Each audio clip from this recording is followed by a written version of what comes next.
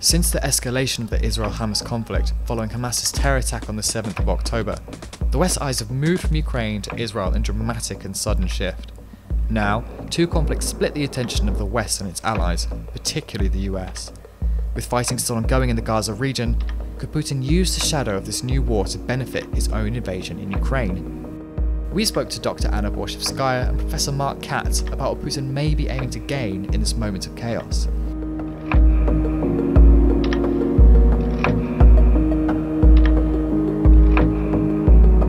This latest conflict following Hamas terrorist attack on Israel unfortunately puts Vladimir Putin in a better position because the West, because he benefits from overall global chaos, and he benefits from Western distraction from Ukraine. And of course, attention clearly has shifted more towards this more urgent, immediate crisis. So I think it's important to look forward, in terms of looking forward, where and how Putin is going to benefit. How is he going to look for potential strategic points globally where he can escalate at low cost against the West? I would expect more than one response. First, Russia launched what was the biggest offensive in Ukraine in months, exactly in around the time of the Hamas attack, which, by the way, came on Putin's birthday. Also, I would expect Putin to play up the disinformation narrative on this issue worldwide, in Western countries, but also Middle East countries.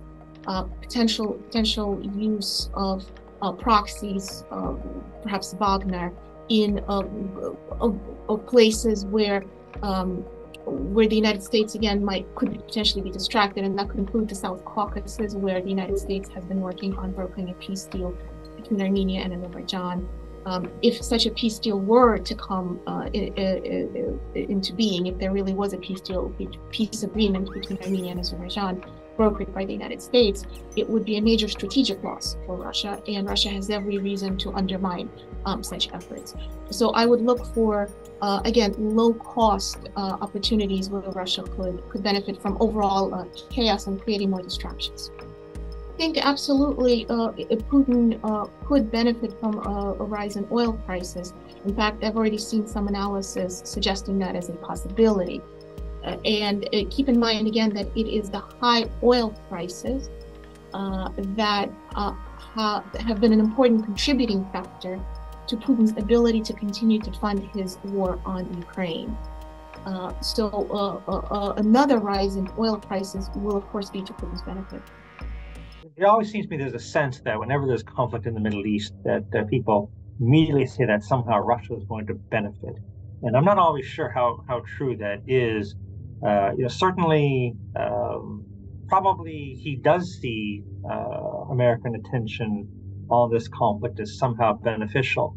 But for the Russians, what they have traditionally wanted, and this goes back to the Soviet era, is that they like to have simmering conflict in the Middle East. They don't want conflict resolution. They don't want peace, because that way people don't really need Russia. But they don't want outright war either, because it has a habit of the side supported by Moscow is often on the losing side, or certainly not the prevailing side. I think the real problem is that if this is an expanded war, if say we have an Israeli-Hezbollah conflict, well, obviously the Israelis are going to be pounding Hezbollah positions in Lebanon at minimum. Does this mean that Hezbollah will end up withdrawing its fighters from Syria to Lebanon? And if that's the case, does this simply increase the burden that Russia has to bear for propping up the Assad regime? The Assad regime, they've done pretty well by it so far. But if Assad's opponents see Hezbollah leaving, do they become emboldened? Russia doesn't need a conflict blowing up in which it might not be able to help its own allies very much. So I think that they really want there to be a ceasefire. I think that this is the question in everyone's mind. Is this conflict going to escalate? Certainly, the United States is putting effort into preventing an escalation. Clearly, an escalation would not be in anyone's benefit, but that is the question to think about in the weeks ahead. From a big picture perspective, Putin's stated aim is essentially a renegotiation of the global order. The U.S.-led global order. His stated goal time and time and again was to replace the current international system with a multipolar one. And in a situation, ever since his invasion of Ukraine, he has banked on the West losing its unity on Ukraine, but also by extension on the bigger strategic picture. Remember that Vladimir Putin views this war as an existential struggle. In his mind, as he described it, the West attacked Russia using Ukraine. So if the West is distracted, if there is an additional roadblock in providing aid to Ukraine, as we're seeing now this debate unfolding in the U.S. Congress, if the West is simply unable to focus on multiple priorities, that is definitely in Putin's favor. So it's important to keep an eye on Vladimir Putin, along with helping Israel.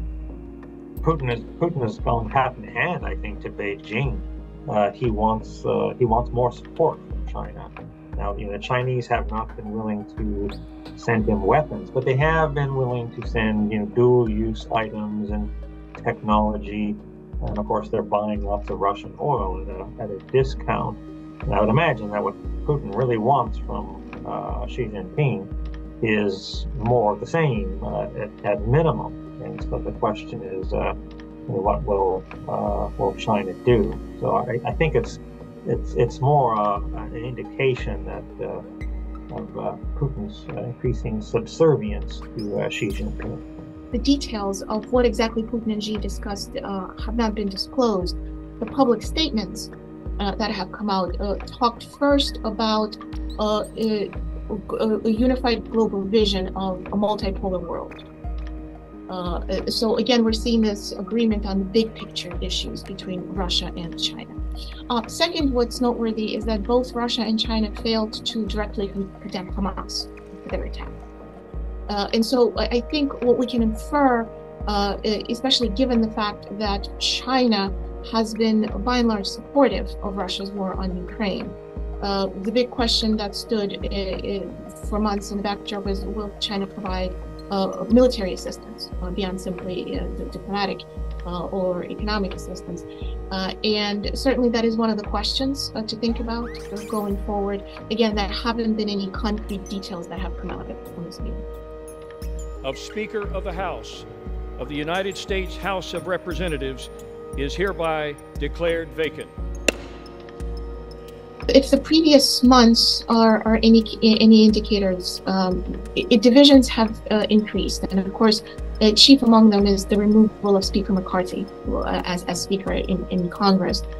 McCarthy, one way or the other, stood in support of aid to Ukraine, and already, even prior to the attack on Hamas, when U.S. Congress failed to pass a stopgap bill on Ukraine, the Kremlin appears to have seen this moment as a harbinger of growing internal divisions. Now, where these divisions are headed is still too early to tell. The West certainly is not abandoning Ukraine, and Western leaders, in fact, made comments reiterating their commitment to Ukraine. But this is an issue of more long-term issues that build over time, as opposed to the current moment. At present, of course, the West has not abandoned